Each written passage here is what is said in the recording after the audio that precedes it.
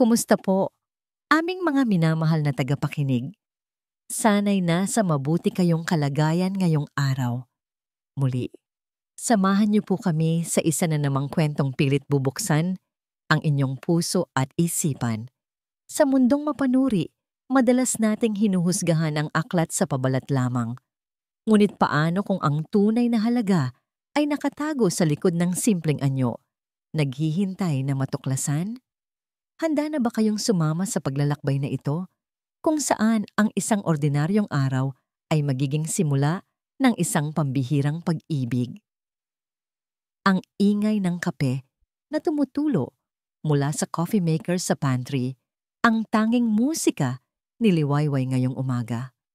9:09 pa lang, ngunit ang sikat ng araw na tumatama sa kinang ng mga Mercedes-Benz truck sa Calinaw Auto Hub ay tila nagpapamukha sa kanya ng kanyang kahirapan. 2 na ang kliyente niya ngayong linggo na umatras. 2 kliyente, 2 bawas sa komisyon, 2 hakbang palayo sa pangarap niyang makabili ng sarili niyang maliit na bahay. Pinilit niyang ngumiti habang tinutungga ang kape. "Kaya mo yan, Liliwayway," bulong niya sa sarili. Ngunit ang bigat ng pagkabigo ay tila nakakapit sa bawat hibla ng kanyang buhok.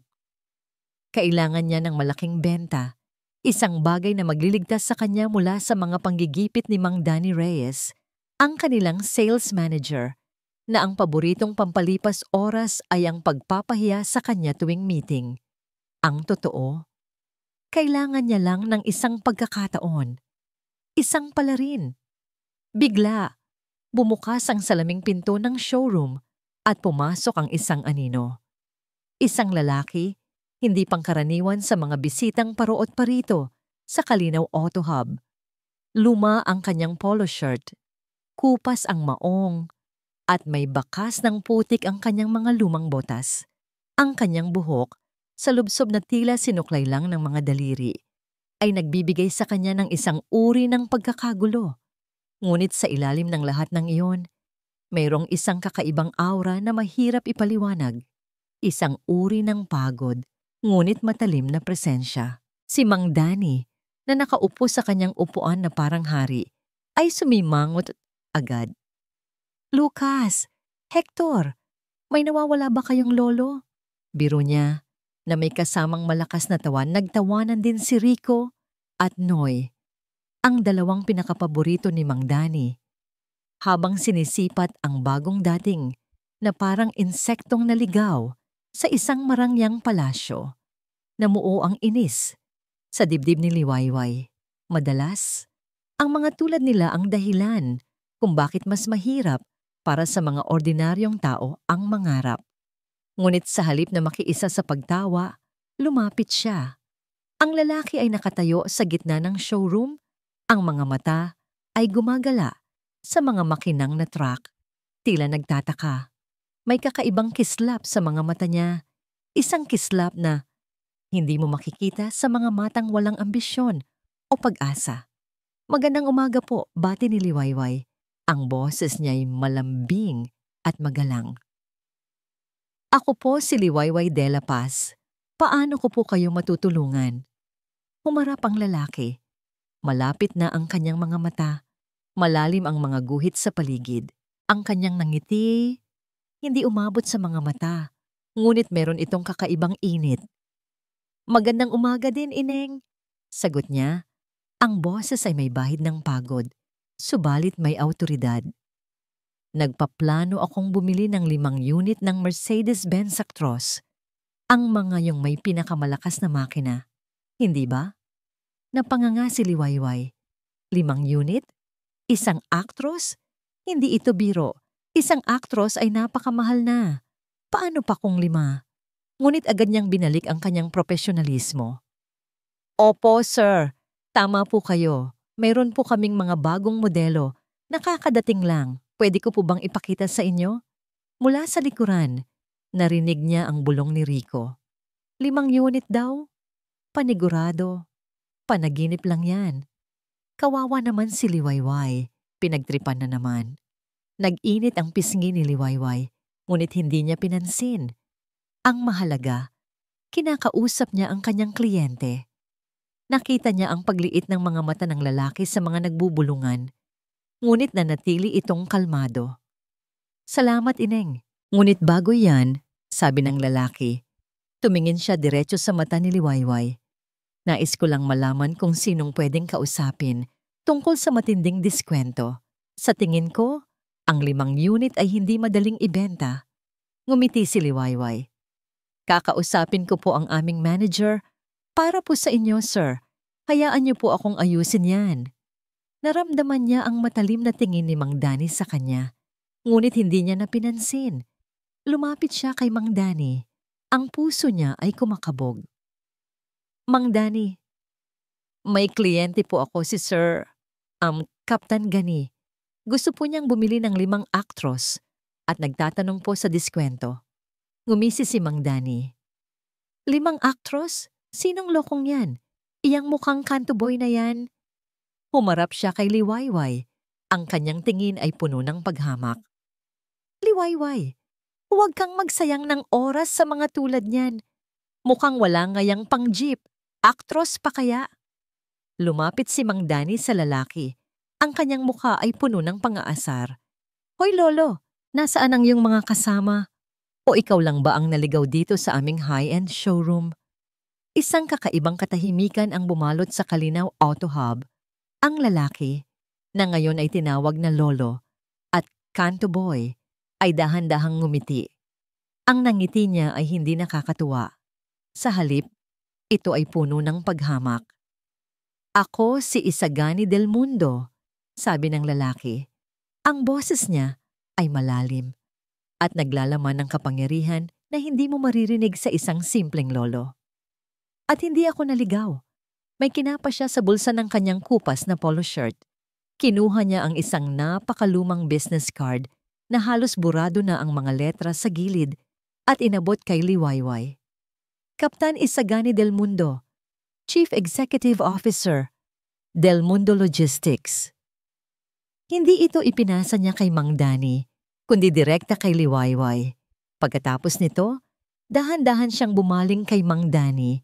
Ang mga mata niya ay nagliliyab sa isang uri ng galit na pinipigilan. Sa tingin ko, hindi ko kailangan ng diskwento, sabi niya, kung ang diskwento ay kapalit ng paggalang sa kapwa-tao. Naglakad siya patungo sa pinto, hindi na lumingon. Ang bawat hakbang niya ay tila nag-iiwan ng bigat sa sahig ng showroom. Si Mang Danny, Rico at Noy ay nakatayo doon. Tulala. Ang mga bibig ay nakabukas. Naiwan si Liwayway. Ang kamay niya ay nanginginig habang hawak ang lumang business card. Kaptan Isagani del Mundo Logistics. Ang pangalang iyon ay tila may kakaibang kapangyarihan. Tiningnan niya ang pinto kung saan lumabas ang lalaki at pagkatapos ay ang business card sa kanyang kamay. Sino ba talaga siya? Isang baliw na may business card o isang tao na nagtago ng isang malaking lihim sa likod ng isang balat kayo? Ang hangin sa labas ng Kalinaw Auto Hub ay tila mas malamig kaysa kanina. Ngunit ang init ng galit sa dibdib ni Isagani ay hindi pa rin kumukupas.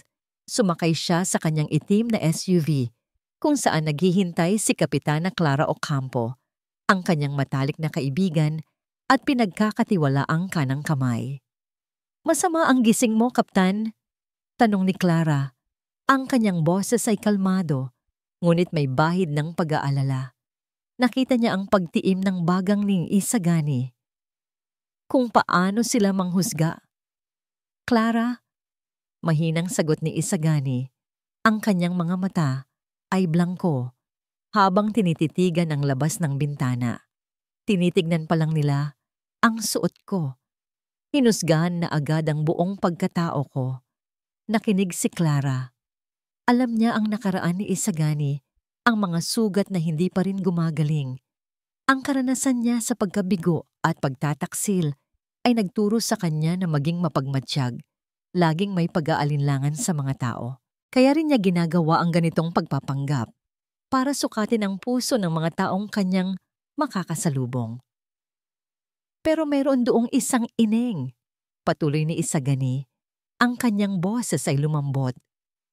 Si Liwayway, siya lang ang nagpakita ng paggalang.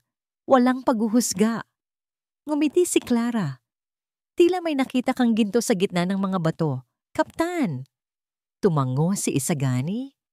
Ang inosenteng nangiti ni Liwayway, ang kanyang profesionalismo sa kabila ng pang-iinsulto ng kanyang mga kasamahan. Ito ay nagmarka sa kanya.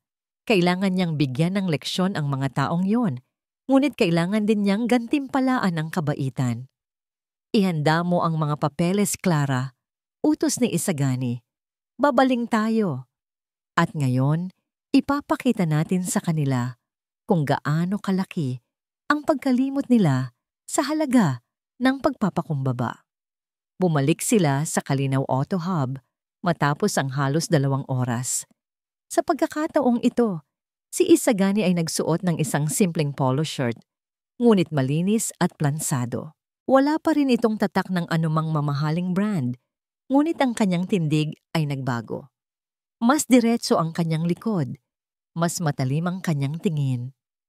Sa tabi niya, si Clara, na nakasuot ng isang eleganteng corporate attire, ay nagdagdag sa bigat ng kanilang presensya. Pagpasok pa lang nila, agad na napansin ng lahat ang pagbabago sa aura ni Isagani. Hindi na siya ang lolo na pinagtawanan nila kanina. Tila isang alon ng kakaibang enerhiya ang dumaloy sa showroom. Si Mang Danny, na may hawak na kape, ay muntik nang maibuga ito. Ikaw na naman. Bulong niya. Ang kanyang muka ay namutla. Opo, ako na naman, sagot ni Isagani. Ang kanyang boses ay malinaw at malakas, sapat para marinig ng lahat. At ngayon, hindi lang ako bumalik para tingnan ang 5 unit. Tumingin siya kay Liwayway na nakatayo malapit sa isang actros. Ang mga mata ay nanlalaki sa gulat. Gusto kong bilhin ang 10 unit ng pinakamahal na Mercedes-Benz Actros na mayroon kayo, deklarasyon ni Isagani. Ang bawat salita ay tumagos sa hangin. Nagdulot ng isang nakakabinging katahimikan sa showroom. Ang bibig ni Mang Danny ay nakabukas, ngunit walang salitang lumabas. Sina Rico at Noy ay nakatayo na parang mga estatwa. Ang kanilang mga ngiti kanina ay napalitan ng takot. At para sa transaksyon na ito, patuloy ni Isagani, inilabas ni Clara ang isang folder na puno ng mga dokumento. Nais kong si Miss Liwayway de la Paz ang aking maging representative. Lumingon si Liwayway kay Isagani. Ang kanyang mga mata ay nagtatanong. Hindi siya makapaniwala. 10 unit. At siya ang napili. Mang Danny, tawag ni Isagani. Ang kanyang tinig ay malamig. Mayroon akong 2 milyon na credit line sa inyong bangko. Sa tingin mo, sapat na ba yon para sa 10 unit ng truck? Ang mukha ni Mang Danny ay namutla. Alam niyang mas malaki pa sa P2 milyon ang presyo ng 10 Actros, ngunit ang pagbanggit sa credit line ay nagpapahiwatig na mayroon pang mas malaki. Nanginginig ang kanyang kamay nang abutin ang business card ni Isagani mula sa lamesa. Del Mundo Logistics.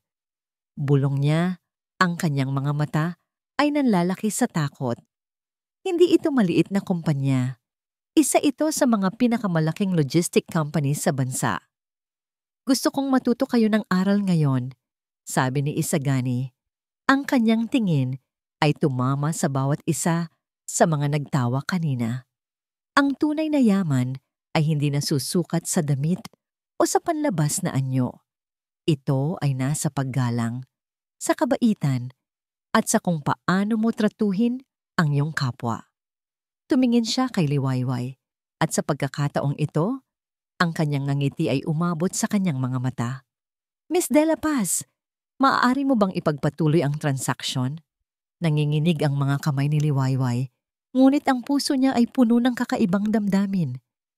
Paghanga, paggalang.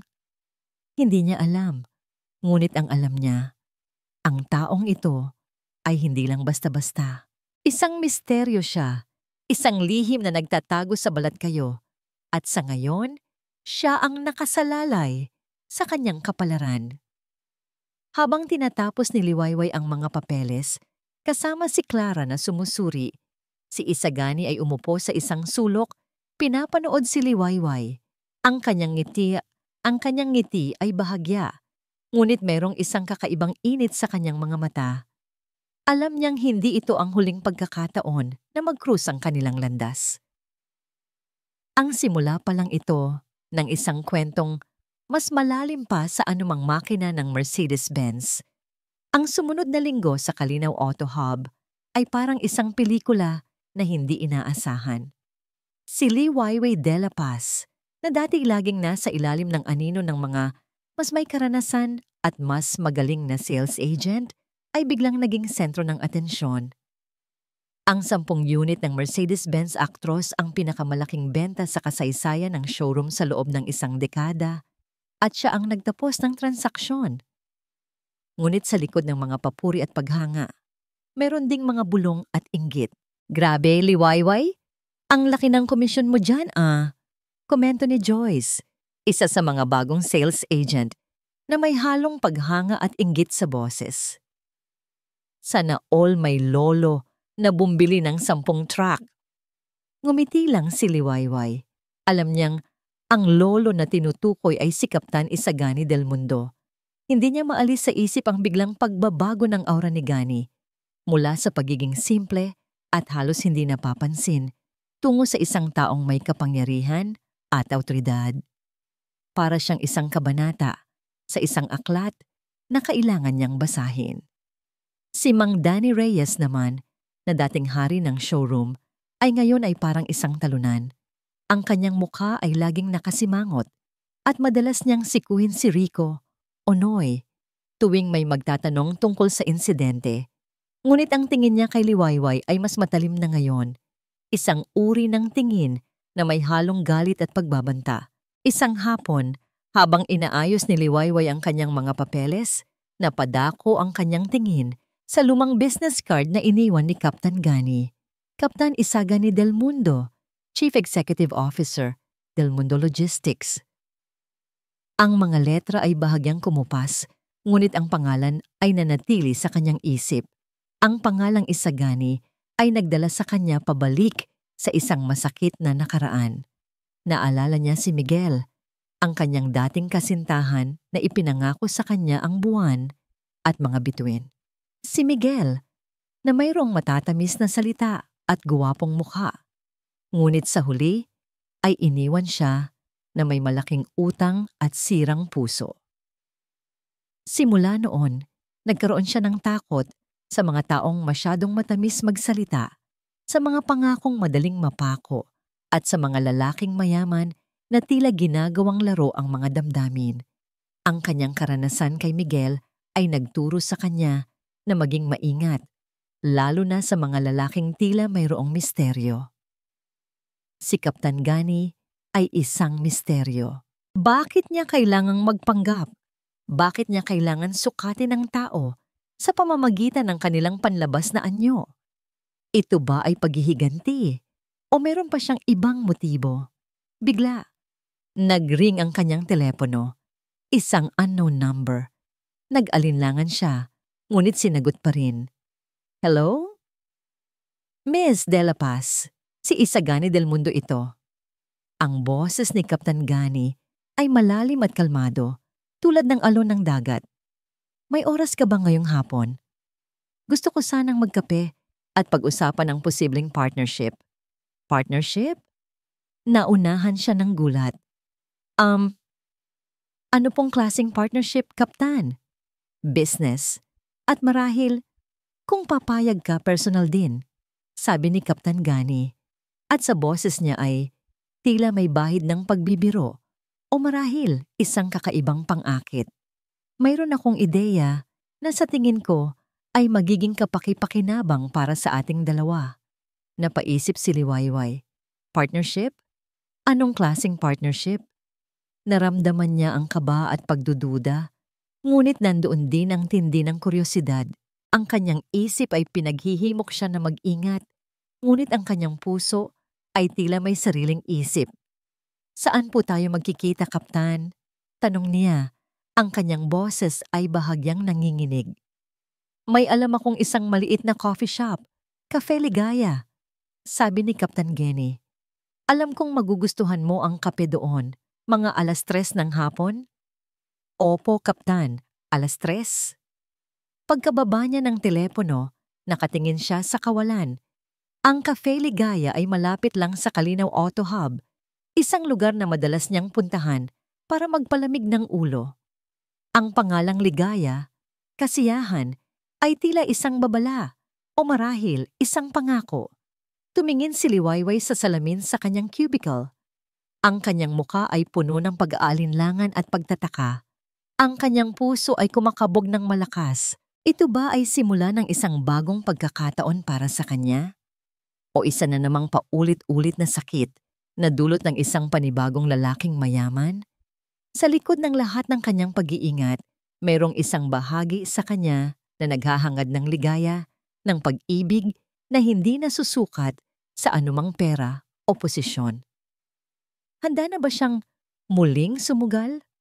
3:00 eksakto. Nakaupo si Kaptan Isagani del Mundo sa isang sulok ng Cafe Ligaya kung saan hindi gaanong mapapansin.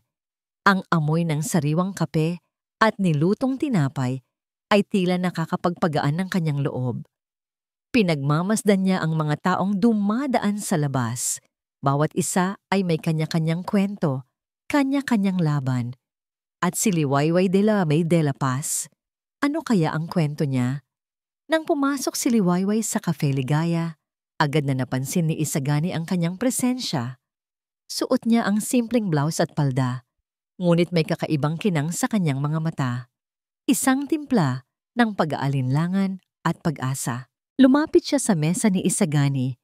Ang kanyang nangngiti ay bahagya, tila nag-aalangan. Magandang hapon po, Kaptan Gani. Bati ni Liwayway, ang kanyang boses ay malambing. Isagani na lang, tugon ni Gani, na may ngiti sa labi. O Gani, kung mas komportable ka. Itinuro niya ang upuan sa tapat niya. Maupo ka, Liwayway. Salamat at pumayag kang magkape. Umupo si Liwayway at agad niyang napansin ang kapirasong papel na inilapag ni Gani sa mesa. Isang outline ng isang partnership sa pagitan ng Del Mundo Logistics at Calinaw Auto Hub para sa mga after-sales service. Professional si Gani. Hindi niya inasahan na ganito kaorganisado. Tungkol saan po ang partnership? Kaptan ko, Gani? Tanong ni Liwayway, pilit pinapanatili ang kanyang composure. Ipinaliwanag ni Gani ang kanyang ideya, isang eksklusibong kontrata para sa maintenance at spare parts para sa lahat ng trucks ng Del Mundo Logistics sa Calinaw Auto Hub. Malaking benta ito para sa dealership at isang matatag na kita para sa kanya.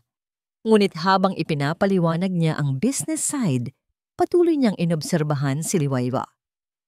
Ang kanyang mga mata ay matatalim, ang kanyang isip ay aktibo, hindi lang basta nakikinig.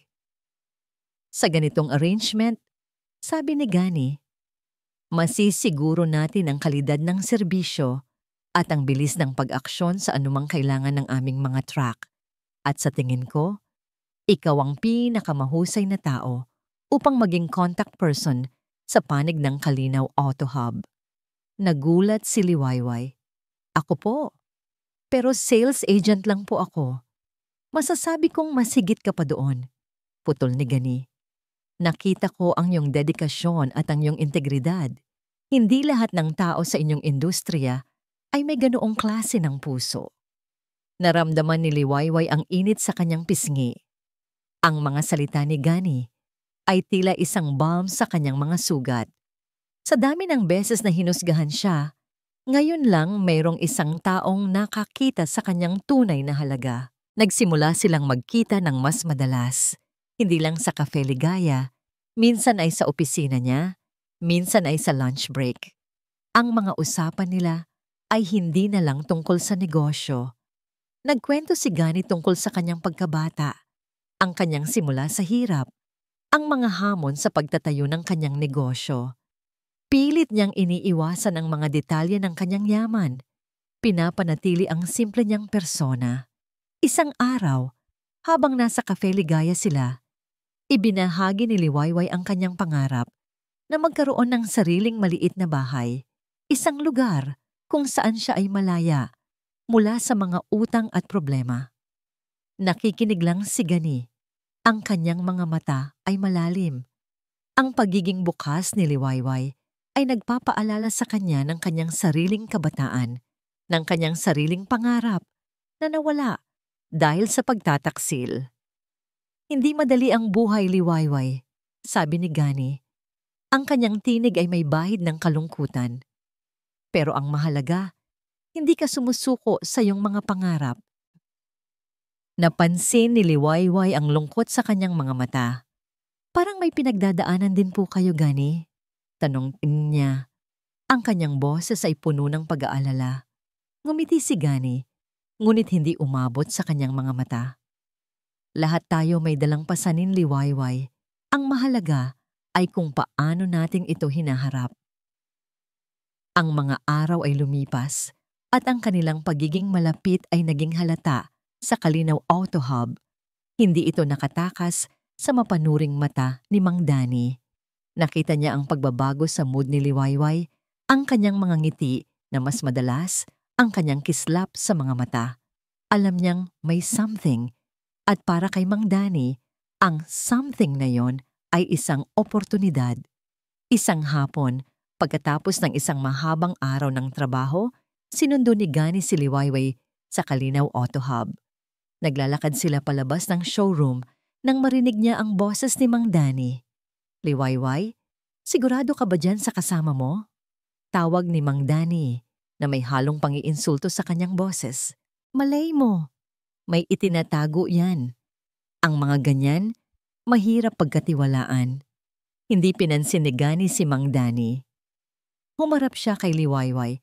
Ang kanyang mga mata ay nagsasabi ng huwag kang mag-alala. Ngunit naramdaman niya ang matalim na tingin ni Mang Danny na nakasubaybay sa kanila. Alam niyang hindi titigil si Mang Danny hanggat hindi niya nakukuha ang gusto niya. Habang nagmamaneho si Gani, nakita niya ang isang itim na van na nakaparada sa di kalayuan.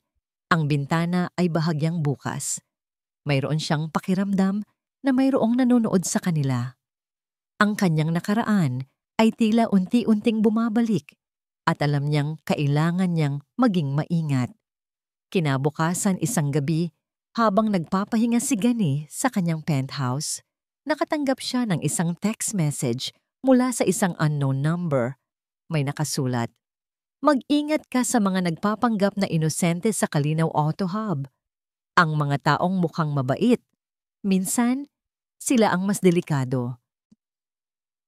Kasama sa text ay isang malabong larawan niya at ni Liwayway na naglalakad palabas ng showroom.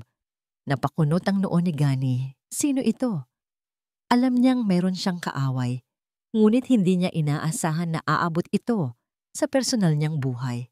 Ang larawan na yon ay nagdala sa kanya pabalik sa kanyang nakaraan, sa mga taong kanyang pinagkatiwalaan, ngunit siya rin ang nagpabagsak. Kung sino man ang nagpadala ng text na ito, alam niya ang kanyang lihim at alam niya ang kanyang kahinaan, ang kanyang puso. Ang mga araw ay naging linggo at ang mga linggo ay naging buwan. Ang relasyon ni Liwayway at Gani ay lumalim, nagiging mas malapit at personal. Madalas na silang magkasama, hindi lang para sa trabaho kundi para na rin sa mga personal na lakad. Ang kanyang presensya sa buhay ni Liwayway ay nagbigay ng bagong kulay sa kanyang araw-araw.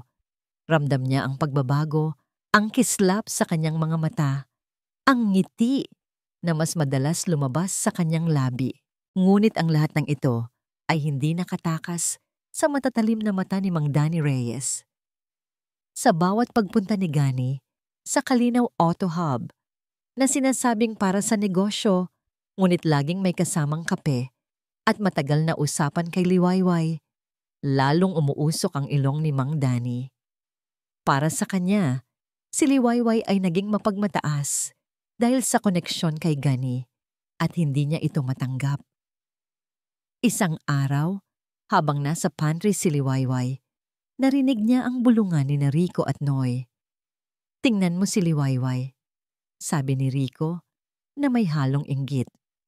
"Dati, laging nakayuko yan. Ngayon, parang reyna na dahil sa bilyonaryong lolo niya." "Oo nga," sang-ayon ni Noy. "Pero tingnan lang natin.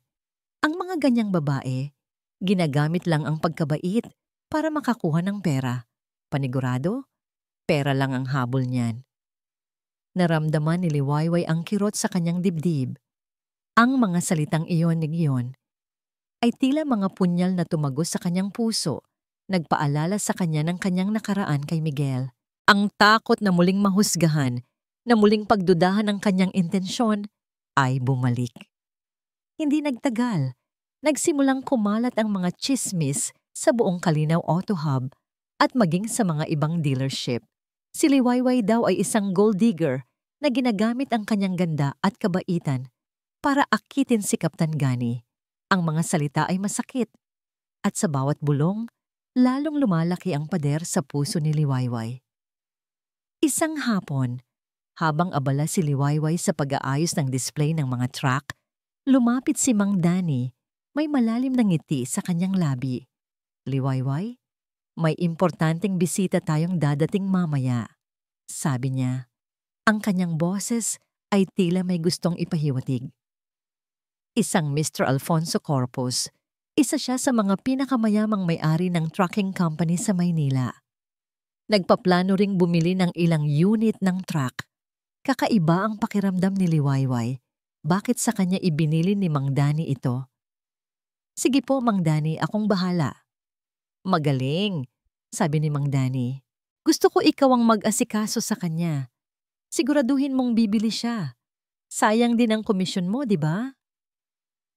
Ang ngiti niya ay mas malalim. Naramdaman ni Liwayway na mayroong kakaiba sa utos ni Mang Danny. Ito ay tila isang bitag, ngunit wala siyang magawa kundi sumunod. 4:00 ng hapon, dumating si Mr. Corpus, isang lalaking nasa edad 50, maayos manumit at may presensya ng isang mayaman. Habang ipinapakita ni Liwayway ang mga truck, sinisiguro niyang maging profesional at masigasig. Kailangan niya ng benta. Kailangan niya itong patunayan sa kanyang sarili. Sa gitna ng kanilang pag-uusap, biglang dumating si Gani. Nakita niya si Gani sa bukana ng showroom. Ang kanyang mga mata ay matatalim na nakatitig sa kanya at kay Mr. Corpus. Mayroong isang kakaibang ekspresyon sa kanyang mukha. Isang timpla ng lungkot at pagdududa. "Gani," bati ni Liwayway. Ang kanyang puso ay kumabog ng malakas. Nagmadali siyang lumapit. "Anong ginagawa mo dito? Hindi mo naman sinabi na pupunta ka." "May kailangan lang akong kunin," sagot ni Gani. Ang kanyang boses ay malamig. Ang kanyang mga mata ay bumaling kay Mr. Corpus na ngayon ay nakangisi, tila nag-e-enjoy sa eksena. "Ah, ikaw pala ang Kaptan Isagani," sabi ni Mr. Corpus na may ngisi sa labi. "Narinig ko ang kwento mo. Ikaw pala ang bago nating bilyonaryo na nagpapanggap na dukha." Ang mga salita niya ay puno ng paghamak. Nanigas si Gani. Ang kanyang mga mata ay nanliit. "At kayo naman, Mr. Corpus, ang bilyonaryong mahilig manghimasok sa buhay ng may buhay." Ang tensyon ay nagiging mas makapal. Naramdaman ni Liwayway ang bigat ng sitwasyon. "Gani, Mr. Corpus, pakiusap. Huminahon po kayo." Ngunit huli na ang lahat. Tumingin si Gani kay Liwayway. Ang kanyang mga mata ay puno ng pagkabigo. "Kaya pala ang dami mong energy kanina," sabi ni Gani. Ang kanyang boses ay halos bulong ngunit matalim. "May bagong potential customer ka pala." "Gani, hindi ganyan ang ibig kong sabihin," depensa ni Liwayway. Ngunit ang bawat salita niya ay tila nagiging balewala. Ang sakit ng mga nakaraan ay bumalik. Ang takot na muling husgahan. "Huwag ka nang magpaliwanag, Liwayway," sabi ni Gani. Ang kanyang mga mata ay nanlamig. "Naiintindihan ko na." Tumalikod si Gani at lumabas ng showroom. Iniwan si Liwayway na nakatayo. Ang kanyang puso ay nabasag. Nakita niya ang mapanuksong na ngiti ni Mang Danny sa kanyang sulok at naintindihan niya ang lahat. Isang setup, isang malaking bitag, ngunit huli na ang lahat. Ang taong pinagsimulan niyang pagkatiwalaan ay muling umalis. Dala ang kanyang mga pagdududa at ang kanyang sakit. Ang galit at sakit ay tila lason na bumubulag sa isip ni Isagani. Ang eksena sa showroom ay paulit-ulit na naglalaro sa kanyang isip. Ang nangiti ni Mr. Corpuz, ang pagtatanggol ni Liwayway, at ang huling tingin niya sa kanyang mga mata na tila may nagbabadyang pagtataksil.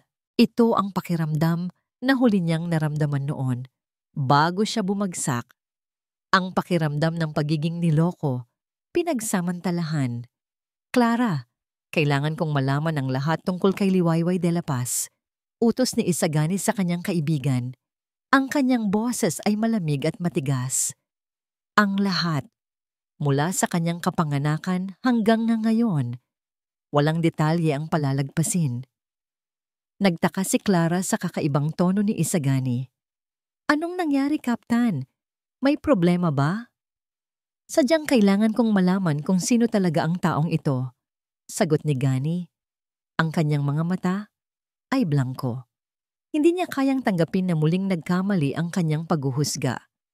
Hindi niya kayang tanggapin na ang kabaitan ni Liwayway ay isa lang palang maskara. Habang naghihintay ng resulta ng investigasyon, iniiwasan ni Gani si Liwayway. Hindi niya sinasagot ang mga tawag nito. Hindi niya binabalik ang mga text. Ang kanyang puso ay puno ng pagdududa at ang kanyang isip ay puno ng mga nakaraang sugat. Ang bawat pagtatangka ni Liwayway na makipag-usap ay tila nagdaragdag lang sa kanyang kirot. Kinabukasan, isang folder ang inilapag ni Clara sa kanyang lamesa. Isang makapal na folder na naglalaman ng buhay ni Liwayway de la Paz. Nag-umpisa siyang magbasa. Bawat pahina ay parang nagsasabi ng isang lihim. Mga detalye tungkol sa kanyang pagkabata, ang kanyang pagtatrabaho, ang kanyang pamilya. Normal ang lahat hanggang sa marating niya ang isang partikular na bahagi. Twist, Londonat, ang pangalan ng kanyang ama, Mang Tonyo de la Paz. Nanigas si Gani. Ang pangalan ay tila bumalik mula sa isang bangungot. Mang Tonyo de la Paz, ang parehong pangalan ng taong naging dahilan ng kanyang pagkalugi sa isang malaking proyekto. Maraming taon na ang nakakaraan. Ang taong pinagkatiwalaan niya, ngunit sa huli, ay tumalikod at nagbigay sa kanya ng malaking problema sa kanyang negosyo dahil sa kapabayaan at tila pagkuha ng pera sa likod. Ang matinding sakit ay bumalik. Mas matindi kaysa dati. Hindi lang niya ito anak, kundi ang babaeng pinagsimulan niyang pagkatiwalaan ay may koneksyon sa kanyang pinakamalaking pagkabigo. Ang folder ay nahulog mula sa kanyang kamay. Hindi ito maaaring mangyari. Ang kabaitang nakita niya kay Liwayway ay isa lamang ilusyon. Bahagi siya ng pamilya ng taong sumira sa kanya. Ang lahat ng pagdududa niya ay tila nagkaroon ng katuparan. Ang mga babae, ang mga tao, ay tila laging may itinatago. Ang sumunod na araw ay tila isang walang katapusang bangungot para kay Liwayway. Walang tawag, walang text mula kay Gani. Ang sakit sa kanyang puso ay tila pumupunit sa kanya. Hindi siya makakain, hindi makatulog. Ang mga bulong sa Kalinaw Auto Hub ay mas malakas na ngayon. Ang mga tingin ay mas puno ng panghuhusga. Isang hapon, habang nag-isa si Liwayway sa kanyang cubicle, narinig niya ang boses ni Mang Danny sa kabilang linya. Hindi niya sinasadya, ngunit ang kanyang tenga ay tila kusang nakikinig. Oo, sigurado ako. Siya nga si Kaptan Isagani del Mundo, ang bilyonaryong nagpapanggap na dukha. Akalain mo, ang laki ng empire niya sa logistics. Bulong ni Mang Danny. Dapat malaman ng publiko ang pagpapanggap niya. Ang paggamit niya sa mga tao para lang makakuha ng atensyon. Mayroon pa akong mga detalye tungkol sa kanyang nakaraan, mga eskandalo sa negosyo. Panigurado, magugustuhan iyan ng mga readers ng iyong column. Twistlon to dalawang, naramdaman ni Liwayway ang paglamig ng kanyang dugo. Kaptan Isagani del Mundo, bilyonaryo, nagpapanggap na dukha. Ang lahat ng kanyang mga hinala ay nagkaroon ng katotohanan. Ang lahat ng sakit na naramdaman niya mula kay Miguel ay bumalik. Doble ang tindi. Si Gani ay isa ring manloloko. Isang taong nagtago ng kanyang tunay na pagkatao. Ginamit ang kanyang simpleng anyo para masira ang mga tao at paglaruan ng damdamin. Nanginginig ang kanyang mga kamay habang lumabas siya ng kanyang cubicle. Naglakad siya patungo sa opisina ni Mang Danny. Ang kanyang mga mata ay puno ng galit at sakit. Ngunit bago pa niya marating ang opisina, nakita niya si Gani na naglalakad papasok. Ang kanyang muka ay blanko. Ang kanyang mga mata ay tila walang buhay. Gani, tawag ni Liwayway. Ang kanyang boses ay nanginginig. Totoo ba ang narinig ko? Ikaw si Kaptan Isagani del Mundo? Isang bilyonaryo? Tumingin si Gani kay Liwayway. Ang kanyang mga mata ay nanliit. Ano ang sinasabi mo? Ang pagpapanggap mo! Sigaw ni Liwayway. Ang kanyang mga mata ay puno ng luha. Ang pagpapanggap mong dukha, ang paggamit mo sa akin. Bakit, Gani? Bakit kailangan mong gawin ito? Nakita ni Gani ang sakit sa mga mata ni Liwayway, ngunit ang kanyang sariling sakit ay mas matindi.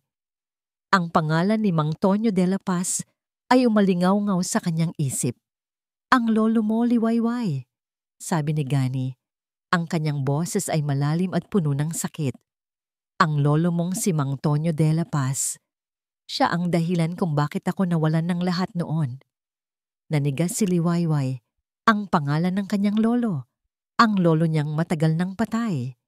Ano ang kinalaman niya kay Gani? Anong pinagsasabi mo, Gani? Tanong ni Liwayway. Ang kanyang boses ay halos bulungong. Ang lolo mo, siya ang sumira sa akin. Sabi ni Gani, ang kanyang mga mata ay puno ng galit. At ikaw, Liwayway, anak ka ng ahas. Ang mga salita ni Gani ay tila nagdulot ng isang matinding sampal sa mukha ni Liwayway. Ang lahat ng sakit, ang lahat ng pagdududa, ang lahat ng takot, ay tila nagtipon-tipon sa kanyang puso. Ang taong pinagkakatiwalaan niya ay muling nagbigay sa kanya ng sakit. Kung ganoon, sana hindi na lang tayo nagkakilala, Gani. Sabi ni Liwayway, ang kanyang mga mata ay puno ng luha. Tumalikod siya at tumakbo, iniwan si Gani na nakatayo. Ang kanyang puso ay puno ng kirot at galit. Ang bawat hakbang niya ay tila nagpapahiwatig ng pagtakas mula sa isang bangungot. Ang kanyang puso ay nabasag at ang lahat ng pangarap niya ay tila nawala sa isang iglap. Sa loob ng Kalinaw Auto Hub, naiwan si Gani. Ang kanyang muka ay puno ng sakit. Ang kanyang mga mata ay nakatitig sa kawalan. Ang lahat ay tila nawala. Ang lahat ay tila nawasak. Ang mga yapak ni Liwayway ay tila tumatatak sa bawat sulok ng lungsod ng Sinag-araw. Ngunit walang kahit anong lugar ang makakapagtago sa sakit na nararamdaman niya. Tumakbo siya. Hindi alam kung saan pupunta. Hanggang sa marating niya ang paborito niyang bench sa parke, sa ilalim ng isang malaking puno ng mangga. Ang mga luha ay patuloy na bumubuhos mula sa kanyang mga mata. Halo-halong galit, pagkabigo, at pagkalito. Si Kaptan Isagani del Mundo. Ang taong pinagsimulan niyang pagkatiwalaan, ang taong nagparamdam sa kanya ng pag-asa, ay isang bilyonaryo na nagpanggap na dukha. At mas masakit pa, ang lolo niya ang dahilan ng kanyang pagkalugi. Ang mundo ni Liwayway ay tila gumuho sa isang iglap. Ang lahat ng mga pangakong binuo niya sa kanyang isip ay parang bula na nawala. Anak ng ahas. Ang mga salitang iyon ay umalingaw-ngaw sa kanyang isip. Mas masakit pa sa anumang sampal. Hindi niya alam ang totoo sa likod ng salita ni Gani tungkol sa kanyang lolo. Ngunit ang paraan ng pagkakasabi nito ay nagtulak sa kanya sa labis na sakit. Ang kanyang lolo, na matagal nang pumanaw, ay ang kanyang tanging pamilya na naalala niya sa kanyang pagkabata. Ang pag-atake sa kanyang lolo ay tila pag-atake na rin sa kanya. Nagsimula siyang umiyak ng mas malakas, hindi na pinapansin ang mga taong dumadaan. Ang kanyang puso ay nabasag sa libo-libong piraso. Wala na. Tapos na ang lahat. Ang tanging bagay na nadama niya ay ang lamig ng hangin sa kanyang pisngi at ang init ng kanyang mga luha. Ang mga sumunod na araw ay tila isang malabong panaginip. Hindi siya pumasok sa trabaho. Nag-text siya kay Mang Danny na masama ang kanyang pakiramdam. Ngunit ang totoo, wala siyang lakas na harapin ang sinuman, lalo na si Gani. Sunod-sunod ang tawag at text ni Gani, ngunit hindi niya sinasagot. Ang bawat vibrate ng telepono niya ay nagdadala lang ng mas maraming sakit. Liwayway, pakiusap. Mag-usap tayo. Basa niya sa isang text ni Gani. Pakinggan mo ako. Hindi ganun ang lahat. Ngunit paano niya paniniwalaan? Paano niya paniniwalaan ang isang taong nagtago ng kanyang tunay na pagkatao? Ang kanyang mga sugat mula kay Miguel ay sariwa pa. At ngayon, may panibago na namang dagdag si Gani. Samantala, sa Kalinaw Auto Hub, si Mang Danny ay tuwang-tuwa sa kanyang tagumpay. Ang balita tungkol sa pag-aaway ni Gani at Liwayway ay mabilis na kumalat. Dagdag pa, ang balita tungkol sa pagiging bilyonaryo ni Kaptan Gani ay nakarating na sa mga lokal na pahayagan. At si Mang Danny, siya ang nagbigay ng lahat ng impormasyon. Hindi ko akalain na ganoon pala ang katotohanan. Sabi ni Mang Danny sa mga sales agent na tila nagpapanggap na nag-aalala. Ginagamit lang pala ni Kaptan Gani si Liwayway para sa kanyang sariling agenda. Kawawa naman ang ineng. Ang kanyang mga salita ay tila nagdaragdag ng gasolina sa apoy. Ang mga bulong ay naging malakas na. Ang mga paghuhusga ay naging lantaran. Si Liwayway ay naging biktima sa mata ng ilan, ngunit sa mata ng marami, siya ay nananatiling isang gold digger na hindi nagtagumpay sa kanyang plano. Isang umaga, habang nag-isa si Liwayway sa kanyang bahay, may narinig siyang katok sa pinto. Si Kapitana Clara Ocampo. Hindi niya alam kung ano ang gagawin. Gusto niyang magtago, ngunit alam niyang kailangan niyang harapin ang katotohanan. Liwayway, pakiusap, pakinggan mo ako. Sabi ni Clara, ang kanyang boses ay malumanay. Hindi ganoon ang lahat. Hindi masamang tao si Gani. Hindi masama? Tanong ni Liwayway. Ang kanyang boses ay puno ng pait. Nagtago siya ng kanyang pagkatao at inatake niya ang lolo ko. Ano ang maganda doon, Kapitana Clara? Umupo si Clara sa tabi niya. Alam kong masakit, Liwayway, ngunit kailangan mong marinig ang buong kwento. Ang nakaraan ni Gani ay puno ng sakit at ang pagtatago niya ay isang depensa. Hindi niya sinasadya na saktan ka. Niyakap ni Liwayway ang kanyang tuhod, umiiyak. Hindi niya alam kung ano ang dapat paniwalaan. Ang sakit ay masyadong malalim. Ang pagkabigo ay masyadong mabigat. Kinabukasan, isang gabi, habang nakatitig sa kisame, nakatanggap si Liwayway ng isang sobre sa kanyang pintuan. Walang pangalan ang nagpadala. Binuksan niya ito at nakita niya ang isang sulat mula sa isang abogado. Miss Liwayway de la Paz. Basa niya, ang kanyang mga kamay ay nanginginig.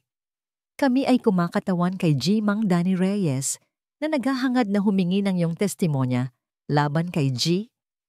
Isagani, Del Mundo, para sa pandaraya at panggagamit sa iyo. Nanigas si Liwayway. Pandaraya? Panggagamit? Si Mang Danny. Sa hindi inaasahang pagkakataon, ang kanyang isip ay gumana. Si Mang Danny, ang nangisin niya, ang kanyang mga bulong, ang kanyang mga utos. Ang lahat ay tila nagkaroon ng kahulugan. Dahil sa sulat mula sa abogado ni Mang Danny, biglang may liwanag na pumasok sa isip ni Liwayway. Ang pag-iisip na siya ay ginagamit para saktan si Gani ay mas masakit kaysa sa kanyang sariling sakit. Hindi. Hindi siya papayag. Ngunit paano niya itatama ang lahat?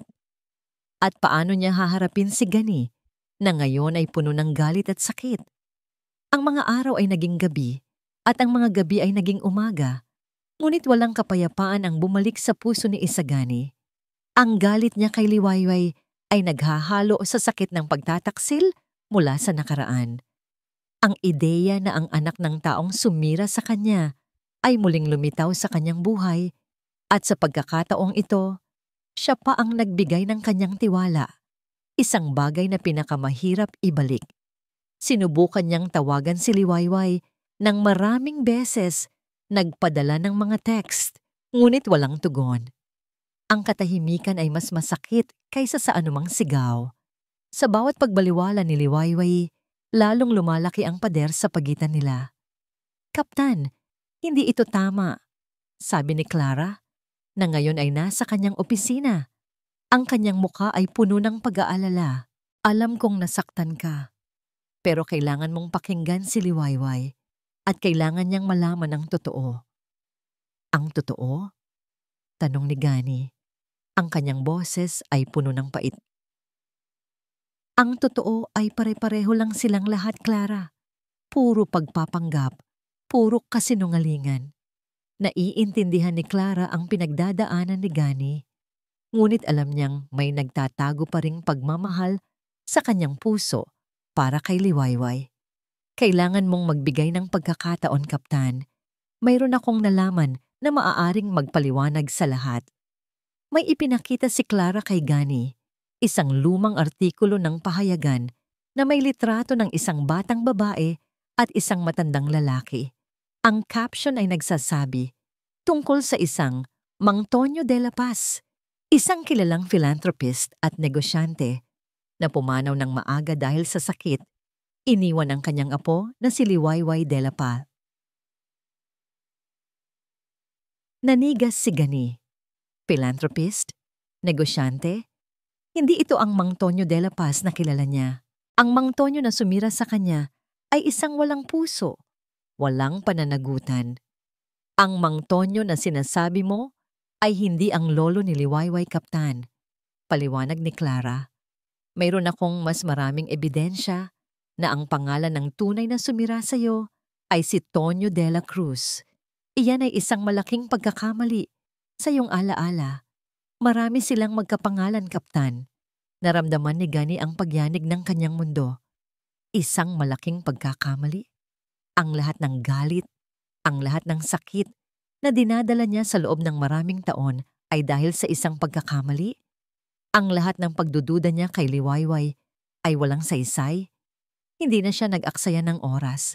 Sumakay siya sa kanyang sasakyan at nagmaneho patungo sa bahay ni Liwayway. Kailangan niyang magpaliwanag. Kailangan niyang itama ang lahat.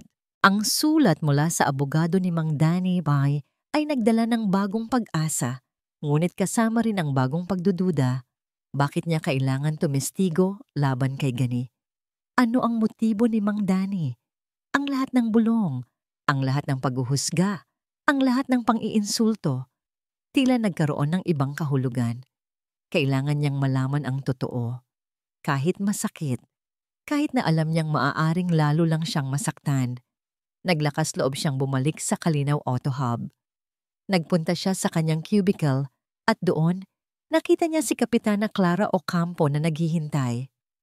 "Liwayway, salamat at bumalik ka," sabi ni Clara. Ang kanyang mukha ay puno ng pag-aalala. "Kailangan nating mag-usap." Nag-alinlangan si Liwayway, ngunit umupo siya. "Ano pa po ang kailangan kong marinig? Kapitana Clara, sapat na ang sakit na naramdaman ko." "Kailangan mong marinig ang buong kwento ni Gani Liwayway," sabi ni Clara. Ang kanyang nakaraan ay puno ng pagtataksil. Pinagkatiwalaan niya ang isang tao na nagngangalang Tonyo de la Cruz. At dahil sa kanya, nawala ang lahat ng kanyang pinaghirapan. Ang lahat ng pagpapanggap niya ay isang depensa, isang paraan upang protektahan ang kanyang puso mula sa muling masaktan. Pero ang lolo ko, Bulong ni Liwayway. Ang kanyang boses ay nanginginig. Ang sabi niya, ang lolo ko, ang sumira sa kanya. May ibinigay si Clara kay Liwayway, mga lumang dokumento, mga kontrata, at mga ebidensya. Ang lahat ng ito ay nagpapakita na ang taong sumira kay Gani ay si Tonyo de la Cruz, hindi Mang Tonyo de la Paz. Nagsimulang bumalik ang mga alaala. Ang kanyang lolo, si Mang Tonyo de la Paz, ay isang mabait na tao, isang philanthropist. Hindi niya kayang maniwala na ang kanyang lolo ay makakagawa ng ganoong kasamaan. Ngunit ang mga dokumento, ang mga ebidensya. Kailangan mong mag-ingat kay Mang Danny, Liwayway. Babala ni Clara. Siya ang nagkalat ng mga tsismis at siya ang nagpadala ng sulat sa'yo. Gusto niyang gamitin ka para sirain si Gani. Nagsimulang gumana ang utak ni Liwayway. Ang lahat ng pinagsasabi ni Mang Danny, ang kanyang mga ngisi. Ang lahat ay tila nagkaroon ng koneksyon. Siya pala ang biktima. Hindi lang si Gani, siya rin. May kinuha si Liwayway mula sa kanyang bag. Ang sulat mula sa abogado ni Mang Danny. Ibinigay niya ito kay Clara. Ang sabi niya, gusto niya akong tumestigo laban kay Gani. Tumingin si Clara sa sulat at pagkatapos ay tumingin kay Liwayway. Ang kanyang mga mata ay puno ng pag-aalala. Liwayway, kailangan mong maging matatag. Ang katotohanan ay mas masakit kaysa sa iyong iniisip. Sa gitna ng kanilang pag-uusap, biglang bumukas ang pinto ng opisina. Si Gani, nakita niya ang kanyang mga mata, puno ng sakit at panghihinayang. Liwayway, sabi ni Gani, ang kanyang boses ay nanginginig. Pakiusap, pakinggan mo ako. Ang mundo ni Liwayway ay tila umikot. Si Gani, ang taong pinakamamahal niya, ang taong kinamumuhian niya, ngayon nasa harap niya. Ang katotohanan ay tila isang malaking pagsasayaw at siya ay nasa gitna ng lahat ng ito. Ang presensya ni Gani sa harap niya ay tila isang malakas na boltahe ng kuryente na gumapang sa buong katawan ni Liwayway. Ang kanyang mga mata, na puno ng sakit at pagsisisi, ay nagsasabi ng libu-libong salita. Ngunit sa likod ng lahat ng yon, mayroong isang bagay na nagtulak kay Liwayway upang maging matatag. Ang katotohanan. Ang katotohanan na narinig niya mula kay Clara at ang katotohanan na nagmumula sa sulat ni Mang Danny. Liwayway, pakiusap, pakinggan mo ako, sabi ni Gani. Ang kanyang boses ay nanginginig sa pagmamadali. May malaking pagkakamali ako. Hindi ang lolo mo ang sumira sa akin. Ang pangalan niya ay Tonyo de la Cruz. Iyon ang matagal ko nang pinaniniwalaan. Dahil sa trauma ng nakaraan, iba ang lolo mo. Lumapit si Gani, ngunit humakbang paatras si Liwayway. Kailangan kong mag-isip, Gani, sabi niya. Ang kanyang boses ay matigas ngunit nanginginig. Ngunit, masyado ng maraming kasinungalingan, masyado ng maraming sakit. Bigla, bumukas ang pinto ng opisina ni Mang Danny. Nakita niya si Mang Danny na nakatayo doon. Ang kanyang mukha ay puno ng pagkagulat nang makita niya si Gani. Ngunit agad itong napalitan ng isang mapanuksong naman ngisi. Oh, Kaptan Isagani, sabi ni Mang Danny. Ang kanyang boses ay puno ng pang-iinsulto. Nandito ka pala para magdrama? Hindi mo na kailangan. Tapos na ang laro mo. Mang Danny, anong ginagawa mo? Tanong ni Liwayway. Ang kanyang mga mata ay naniningkit. Lumapit si Mang Danny kay Liwayway. Ang kanyang kamay ay inilagay sa balikat nito. Ako ang nagligtas sa iyo, Liwayway. Ang taong ito ay isang mapanlinlang. Ginagamit ka lang niya. Sa sandaling iyon, nakita ni Liwayway ang buong larawan. Ang lahat ng mga bulong, ang lahat ng mga tsismis, ang lahat ng pagdududa na ipinunla ni Mang Danny sa kanyang isip. Inalis ni Liwayway ang kamay ni Mang Danny. Wala kang alam, Mang Danny, sabi ni Liwayway. Ang kanyang boses ay malamig at matalim. Ikaw ang mapanlinlang. Ikaw ang nagkakalat ng kasinungalingan. Nanigas si Mang Danny. Ang kanyang ngiti ay nawala. Narinig ko ang usapan mo sa telepono, Mang Danny. Patuloy ni Liwayway. Ang kanyang boses ay lumalakas. Ang tungkol kay Kaptan Gani. Ang tungkol sa kanyang pagiging bilyonaryo. Ikaw ang nagbigay ng impormasyon sa media. Ikaw ang nagpadala ng sulat ng abogado para gamitin ako laban kay Gani. Ang lahat ng tao sa Kalinaw Auto Hub ay nagsimulang magtipon sa paligid. Sina Rico at Noy at ang iba pang mga sales agent ay nakikinig sa bawat salita ni Liwayway. Ang lahat ng ito ay isang bitag. Deklarasyon ni Liwayway, ang kanyang mga mata ay matapang na nakatitig kay Mang Danny. Gusto mong sirain si Kaptan Gani at gusto mong gamitin ako para sa iyong sariling agenda. Namutla si Mang Danny. Liwayway, anong pinagsasabi mo? Nababaliw ka na ba? Hindi ako baliw, Mang Danny. Sabi ni Liwayway, ang kanyang mga mata ay naniningkit. At mayroon akong ebidensya. Kinuha niya ang sulat mula sa abogado sa kanyang bag at iwinagayway sa harap ng lahat. Ang sulat na ito ang patunay. Ito ang sulat na nagsasabing gusto mong tumestigo ako laban kay Kaptan Gani para sa pandaraya na hindi niya ginawa. At alam kong ikaw ang may pakana nito. Ang mga bulungan ay lumakas sa paligid. Si Gani ay nakatayo sa isang sulok. Pinapanood ang lahat. Nakita niya ang lakas ni Liwayway, ang tapang na lumabas sa kanya. At ikaw, Mang Danny, sabi ni Liwayway, lumapit siya kay Gani. Ang taong ito ay nagtatago ng kanyang nakaraan dahil sa sakit, hindi para mandaya. At ang lolo ko ay walang kinalaman sa kanyang pagkalugi. Ang lahat ay isang malaking pagkakamali. Nanigas si Mang Danny. Hindi niya inasahan na ganito magiging matapang si Liwayway. Sinungaling ka, Liwayway. Ginagamit ka lang ng taong yan. Sigaw ni Mang Danny. Ang kanyang mukha ay puno ng galit. Hindi ko siya ginagamit, Mang Danny. Sabi ni Liwayway. Ang kanyang boses ay puno ng dignidad. Minamahal ko siya. At hindi ko hahayaan na sirain mo ang aming relasyon. Sa kanyang matinding galit at pagkabigo, nawalan ng kontrol si Mang Danny. Naging putla ang kanyang mukha at ang kanyang mga mata ay puno ng kabaluan. Bigla, may kinuha siya mula sa kanyang bulsa, isang maliit na pamutol na ginagamit sa pagbubukas ng mga kahon. Sumugod siya patungo kay Liwayway. Ang kanyang mukha ay puno ng galit. Mapanlin lang ka. Lahat kayo. Sigaw ni Mang Danny.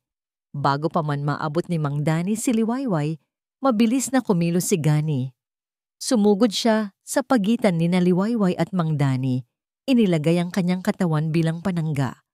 Ang pamutol ay tumama sa kanyang braso, nag-iwan ng isang mahabang hiwa. Gani! Sigaw ni Liwayway. Ang kanyang puso ay tila huminto sa takot. Nahulog ang pamutol mula sa kamay ni Mang Danny. Ang lahat ay nabigla. Sina Rico at Noy ay mabilis na lumapit at pinigilan si Mang Danny. Ang dugong dumadaloy mula sa braso ni Gani ay tila nagpabukas ng mga mata ni Liwayway. Ang sakit sa kanyang puso ay mas matindi kaysa sa pisikal na sakit na nakikita niya. Ang taong ito, ang taong kanyang pinagkakamalian, ay handang isakripisyo ang sarili niya para sa kanya. Ang matalim na kirot sa braso ni Gani ay walang anuman kumpara sa sakit na nadama niya nang makita ang takot sa mga mata ni Liwayway. Ngunit sa takot na yon, mayroong din siyang nakita. Ang pagmamalasakit, ang pagmamahal, ang pag-aalala. Agad na lumapit si Liwayway, ang kanyang mga kamay ay nanginginig habang tinatakpan ang sugat ni Gani gamit ang kanyang panyo. Gani, bakit mo ginawa iyon? Ang kanyang boses ay nanginginig sa pag-iyak. Ayos lang ako, Liwayway. Sagot ni Gani. Pilit siyang ngumiti. Kahit na naramdaman niya ang matalim na kirot, kailangan kong gawin iyon. Agad na dumating ang ambulansya at pulis. Si Mang Danny ay dinala sa presinto para sa investigasyon. Ang lahat ng tao sa Kalinaw Auto Hub ay nagulat, ngunit marami ang nakakita sa tunay na kulay ni Mang Danny. Dinala si Gani sa ospital. Si Liwayway ay hindi umalis sa kanyang tabi. Hawak niya ang kamay ni Gani habang ginagamot ang kanyang sugat. Ang kanyang mga mata ay hindi umalis kay Gani, puno ng pag-aalala at pagsisisi. "Patawarin mo ako, Gani," bulong ni Liwayway. Ang kanyang mga luha ay patuloy na bumubuhos. "Patawarin mo ako sa pagdududa ko sa'yo, sa paghusga ko sa'yo." Hinawakan ni Gani ang kamay ni Liwayway. "Ako dapat ang humingi ng tawad, Liwayway," sabi ni Gani. Ang kanyang boses ay puno ng pagsisisi. "Hindi ko dapat hinayaan na bulagin ako ng nakaraan. Hindi ko dapat hinusgahan ka base sa pagkakapareho ng pangalan ng lolo mo sa taong sumira sa akin." Nagsimulang magkwento si Gani. Ang kanyang boses ay malumanay, ngunit puno ng emosyon. Ibinahagi niya ang lahat ng sakit na dinadala niya sa loob ng maraming taon. Ang pagkalugi ng kanyang negosyo, ang pagtataksil ng mga pinagkatiwalaan niya, ang pagbagsak ng kanyang mundo. Ang lahat ng ito ay naging dahilan kung bakit siya nagpanggap, kung bakit siya nagtago sa likod ng simpleng anyo. "Hindi ko alam kung paano ka mapapatawad, Liwayway," sabi ni Gani. Ang kanyang mga mata ay nakatitig sa kisame. "Hindi ko alam kung paano ko muling ibabalik ang tiwala ko sa mga tao. Kaya ako nagpanggap, kaya ako nagtago, para protektahan ang aking sarili." Nakinig lang si Liwayway. Ang kanyang puso ay puno ng sakit para kay Gani. Naintindihan niya ngayon ang lahat. Ang kanyang mga karanasan kay Miguel ay tila nagpahiwatig ng kanyang sariling takot sa pagkabigo at pagtataksil. "Naiintindihan ko, Gani," sabi ni Liwayway. Ang kanyang boses ay malambing. "Ako rin. Pagkatapos ng nangyari sa akin kay Miguel, nawalan din ako ng tiwala. Kaya nang malaman kong nagpanggap ka, ang akala ko, pareho lang kayong lahat." Niyakap ni Liwayway ang kamay ni Gani. "Ngunit ngayon, nakita ko ang puso mo, Gani. Ang puso mong handang isakripisyo ang sarili mo para sa akin. Walang pera ang makakabili ng ganoong klaseng pagmamahal." Tumingin si Gani kay Liwayway. Ang kanyang mga mata ay puno ng pagtataka at pag-asa. "Liwayway, pinapatawad kita, Gani," sabi ni Liwayway. Ang kanyang mga luha ay bumubuhos. "At sana, patawarin mo rin ako sa lahat ng sakit na naidulot ko sa'yo." Niyakap ni Gani si Liwayway. Ang kanyang sugat ay hindi niya pinansin. Ang init ng kanyang katawan, ang amoy ng kanyang buhok. Ito ang kapayapaan na matagal niyang hinahanap. Ang kanyang puso ay tila gumaling sa isang iglap. Matagal silang magkayakap. Ang kanilang mga puso ay nagsasalita sa katahimikan. Ang lahat ng sakit, ang lahat ng pagdududa, ang lahat ng takot ay tila nawala sa isang iglap. Ang tanging nanatili ay ang pagmamahal. Pagkatapos ng ilang sandali, bumitiw si Gani.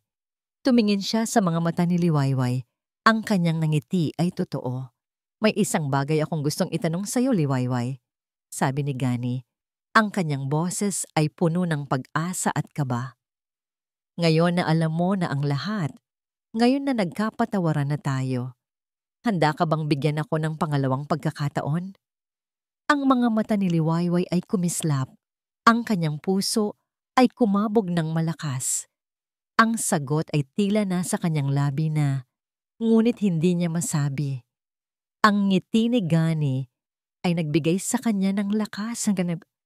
Ang mga salita ni Gani ay umalingaw-ngaw sa hangin ng ospital. "Handa ka bang bigyan ako ng pangalawang pagkakataon?" Ang katanungang iyon ay tila nagpapabilis sa tibok ng puso ni Liwayway. Lahat ng pagdududa, lahat ng sakit ay tila nawala na parang bula, napalitan ng isang malalim na pag-asa at pagmamahal. "Oo, Gani," ang sagot ni Liwayway. Ang kanyang boses ay puno ng emosyon. 1,000 beses na oo. Niyakap ni Gani si Liwayway ng mahigpit. Ang kanyang sugat ay hindi niya pinansin.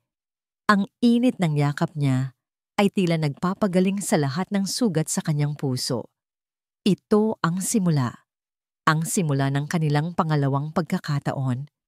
Makalipas ang ilang araw, gumaling na ang sugat ni Gani. Si Mang Danny Reyes ay nahaharap sa kasong assault at libel at agad siyang sinibak mula sa Kalinaw Auto Hub. Ang kanyang reputasyon ay nawasak at ang kanyang mga kasinungalingan ay nabunyag. Sina Rico at Noy na naging kasabwat niya ay nakaranas din ng kaukulang parusa mula sa management. Bumalik si Liwayway sa Kalinaw Auto Hub, ngunit sa pagkakataong ito, hindi na siya ang dating Liwayway. Mas matatag na siya, mas buo ang loob, ang mga bulungan ay humina, at ang mga tingin ay napalitan ng paggalang. Dumating si Gani, hindi na nagtatago sa likod ng simpleng anyo, ngunit nanatili pa rin ang kanyang pagiging simple. Ipinakilala niya si Liwayway bilang kanyang kasintahan at tinanggap ito ng lahat ng may ngiti. Isang gabi, dinala ni Gani si Liwayway sa Cafe Ligaya, ang lugar kung saan nagsimula ang lahat. Walang iba kundi silang dalawa at ang malamlam na ilaw ng kape. Liwayway, sabi ni Gani. Lumuhod siya sa harap nito na may maliit na kahon ng singkyong sa kanyang kamay. Ang singsing ay simple lang, hindi mamahaliin, ngunit ang halaga nito ay nasa pagmamahal at pangako. Hindi ito ang pinakamahal na singsing sa mundo, ngunit ito ay galing sa puso ko. Handa ka bang maging asawa ko? Handa ka bang bumuo ng pamilya kasama ako? Handa ka bang harapin ang lahat ng hamon ng buhay kasama ako? Ang mga luha ay bumuhos mula sa mga mata ni Liwayway, ngunit ito ay luha ng kagalakan. Oo, Gani. Oo, handa ako. Isinuot ni Gani ang singsing sa daliri ni Liwayway at niyakap niya ito ng mahigpit. Ang lahat ng sakit, ang lahat ng pait, ang lahat ng pagdududa ay tila nawala sa isang iglap. Ang tanging nanatili ay ang pagmamahal, ang tiwala, at ang pag-asa para sa isang magandang bukas. Pagkatapos ng kasal, naging bahagi si Liwayway sa pagpapatakbo ng Del Mundo Logistics. Ang kanyang galing sa customer service at ang kanyang pagiging masinop ay nakatulong sa pagpapabuti ng operasyon ng kumpanya. Ngunit hindi lang iyon. Naging bahagi rin siya sa pagpapalit ng kultura ng kumpanya ni Gani. Mula sa pagiging strikto at minsan ay walang emosyon, naging mas maunawain at mas may malasakit. Sila ay madalas na bumalik sa Kalinaw Auto Hub, hindi na para magbenta o bumili, kundi para bumisita sa mga kaibigan at minsan para magbigay ng inspirasyon. Si Gani, sa kanyang simpleng pananamit ay laging kasama si Liwayway. Isang hapon, habang naglalakad sila palabas ng Kalinaw Auto Hub, hinawakan ni Liwayway ang kamay ni Gani. Tiningnan niya ang kanyang kasuotan, isang simpleng polo shirt at maong. Ngunit ngayon, hindi na niya nakikita ang lolo na pinagtawanan ng marami. Nakikita niya ang isang matapang na lalaki, isang mabait na puso, at isang tunay na mayaman. Gani, sabi ni Liwayway, ang kanyang nangiti ay puno ng pagmamahal. Salamat sa lahat. Salamat sa pagbibigay sa akin ng pangalawang pagkakataon. Ngumiti si Gani. Salamat din sa iyo, Liwayway. Ikaw ang nagturo sa akin na ang tunay na yaman ay hindi nasusukat sa pera, kundi sa pagmamahal at sa puso na handang magpatawad. Nasa labas na sila ng showroom at ang araw ay dahan-dahang lumulubog, nagbibigay ng gintong kulay sa lungsod ng sinag-araw. Ang kanilang mga kamay ay mahigpit na magkahawak. Ang kanilang mga puso ay puno ng pag-asa. Alam nilang marami pang hamon ang darating, ngunit alam din nilang handa silang harapin ang lahat, magkasama. Lumipas ang ilang taon, ang lungsod ng sinag-araw ay patuloy na umunlad at kasama nito ang kwento ni na Kaptan Isagani, Del Mundo at Liwayway de la Paz, ang kanilang pagmamahalan na nagsimula sa isang paghuhusga at pagdududa ay naging simbolo ng pag-asa at pagpapatawad. Magkasama, binuo nila ang isang matatag na pamilya, pinupuno ng ligaya ang kanilang tahanan. Si Gani, sa kabila ng kanyang yaman, ay nanatiling simple at mapagpakumbaba. Hindi na niya kailangan pang magpanggap dahil ang kanyang tunay na halaga ay nakita na ni Liwayway at ito ang nagbigay sa kanya ng kapayapaan. Si Liwayway naman, mula sa pagiging sales agent na may bitbit na sakit ng nakaraan, ay naging isang matatag at mahabaging asawa at katuwang sa negosyo. Ang kanyang presensya sa Del Mundo Logistics ay nagdala ng mas malalim na pag-unawa at malasakit sa mga empleyado. Ang Del Mundo Logistics ay hindi lamang lumago sa laki, kundi pati na rin sa puso. Sa ilalim ng pamamahala ni Gani at Liwayway, naging kilala ang kumpanya sa pagbibigay ng patas na trato sa mga empleyado at sa mga partner nito. Ang kanilang kwento ay naging inspirasyon, isang patunay na ang tunay na tagumpay ay hindi lang nasusukat sa kita, kundi sa integridad at kabutihan. Madalas silang bumisita sa Kalinaw Auto Hub.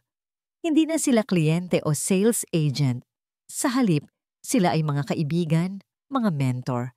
Sina Rico at Noy, na dati naging kasabwat ni Mang Danny, ay natuto mula sa kanilang mga pagkakamali at ngayon ay mas masigasig at mas mapagpakumbaba na sa kanilang trabaho. Si Mang Danny, matapos ang kanyang pagkakakulong, ay nabalitaan na nagsisisi sa kanyang mga nagawa at nagbago na ng buhay. Isang hapon, habang naglalakad sina Gani at Liwayway sa paborito nilang Cafe Ligaya, hinawakan ni Gani ang kamay ni Liwayway. Tumingin siya sa kanyang asawa. Ang kanyang mga mata ay puno ng pagmamahal. Naalala mo pa ba noong una tayong nagkita dito? Tanong ni Gani. Ang kanyang ngiti ay malawak. Ngumiti si Liwayway. Oo naman, ang akala ko pa nga. Isa ka lang baliw na matanda na nagpapanggap. Natawa si Gani. At ang akala ko, isa ka lang sa mga babaeng naghahabol ng pera. Nagtinginan sila at sa kanilang mga mata, nakita nila ang lahat ng pinagdaanan nila. Ang mga sugat, ang mga luha, ang mga pagdududa at ang pagmamahal na nagtagumpay sa lahat. Salamat Gani, sabi ni Liwayway. Ang kanyang boses ay malambing. Salamat sa pagtitiwala, salamat sa pagmamahal, at salamat sa pagpapakita sa akin na ang tunay na yaman ay hindi nasa kung anong mayroon ka, kundi sa kung sino ka. Salamat din sa iyo aking Liwayway, sagot ni Gani. Ikaw ang nagturo sa akin na magpatawad. Ikaw ang nagturo sa akin na magmahal muli. Ikaw ang nagturo sa akin na ang buhay ay may pangalawang pagkakataon. Tumayo sila at naglakad palabas ng Cafe Ligaya. Ang kanilang mga kamay ay mahigpit na magkahawak. Sa malayo, nakita nila ang paglubog ng araw sa lungsod ng Sinag-araw. Ang mga kulay nito ay kumikinang sa kalangitan. Ito ay isang bagong simula, isang bagong kabanata sa kanilang buhay. Ang kanilang kwento ay hindi lamang kwento ng pag-ibig, kundi kwento rin ng pag-asa, pagpapatawad, at ang tunay na kahulugan ng yaman, ang yaman ng puso. At dito nagtatapos ang kwento ni Kaptan Isagani at Liwayway, isang paglalakbay na puno ng aral, pagsubok at pagmamahalan. Lubos po akong nagpapasalamat sa bawat isa sa inyo, sa aming mga minamahal na tagapakinig na naging bahagi ng bawat pahina at bawat kabanata ng kwentong ito. Ang paglikha ng mundong ito, kung saan ang mga puso ay sinusubok at ang mga lihim ay nabubunyag, ay isang karanasang puno ng emosyon. Bilang inyong scriptwriter, naramdaman ko ang bawat sakit, bawat pagdududa, at bawat kagalakan ni Liwayway at Gani. Ang pagtingin sa kanila na unti-unting lumalago, natututo sa kanilang mga pagkakamali, at sa huli ay nakahanap ng kapayapaan sa isa't isa ay nagbigay ng malaking kasiyahan sa aking puso. Umaasa akong nadama ninyo rin ang bawat tibok ng kanilang puso, ang bawat aral na kanilang natutunan, at ang kapangyarihan ng pag-ibig na bumago sa kanilang buhay. Sana ay naging paalala ito sa ating lahat na sa mundong ito, kung saan madalas tayong manghusga sa panlabas na anyo, mayroong higit pa sa nakikita ng ating mga mata. Ang pagpapatawad, pag-unawa, at ang pagbibigay ng pangalawang pagkakataon ay mga regalong walang katumbas. Ang tunay na yaman ay nasa puso, at ang pag-ibig ay ang pinakamagandang bagay na maaari nating ipagkaloob at matanggap. Muli, maraming salamat sa inyong pagmamahal at suporta. Kami po ay sabik na malaman ang inyong mga saloobin, ang inyong mga emosyon, at ang mga aral na inyong napulot mula sa kwentong ito. Huwag po kayong mag-atubiling mag-iwan ng inyong mga komento sa ibaba. Ang inyong bawat salita ay mahalaga sa amin.